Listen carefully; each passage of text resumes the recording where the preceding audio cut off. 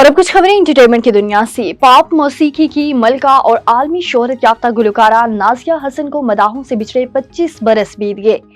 نازیہ حسن 3 April 1965 کو کراچی میں پیدا ہوئی۔ کم عمری میں ہی شہرت پانی اور محض 35 برس کی عمر میں دنیا سے رخصت ہو گئی۔ 15 برس کی عمر میں ہی شہرت نازیہ حسن کے قدم چومنے چلی آئی، لیکن جب انہوں نے بالی ووڈ فلم قربانی میں آپ جیسا کوئی میری زندگی میں آئے جیسا منفرد گیت پیش کیا تو گویا پوری دنیا میں ان کی بات بن گئی۔ نازیہ حسن نے اپنے بھائی زہیب حسن کے ساتھ مل کر پاکستانی موسیقی میں ایک نئی جہت متعارف کروائی۔ جہاں جہاں اردو پہنچ سکی وہاں نازیہ حسن کی گلوکاری نے اپنی چھاپ چڑھائی۔ نامور گلوکار مہک علی سنگ مہک کے نام سے منسوب تقریب میں شاندار پرفارمنس کا مظاہرہ کر کے شرکاء کو جھومنے پر مجبور کر دیا۔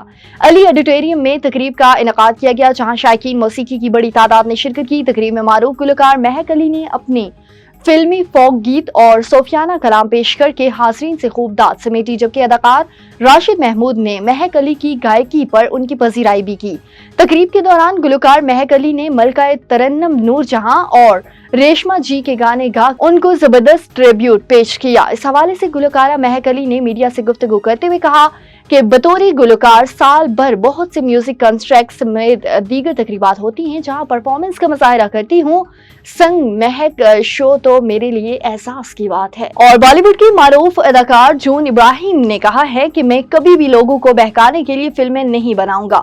بالی ووڈ کے معروف اداکار جون ابراہیم نے نئی فلم طوہران کی ریلیز سے قبل سینسرشپ اور سیاسی حساسیت کے موضوع پر کھل کر بات کی۔ انہوں نے انڈین فلم انڈسٹری میں تخلیقی آزادی اور ضابطہ کاروں کے درمیان نازک توازن پر زور دیتے ہوئے کہا وہ کبھی بھی ایسی فلمیں نہیں بنائیں گے جو لوگوں کو سیاسی طور پر متاثر کرنے کی غرض سے ہوں۔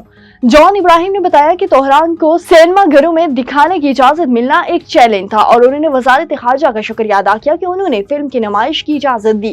انہوں نے سینسر بورڈ کی ضرورت کو تسلیم کیا، لیکن اس کے باوجود طریقہ کار پر سوال اٹھایا۔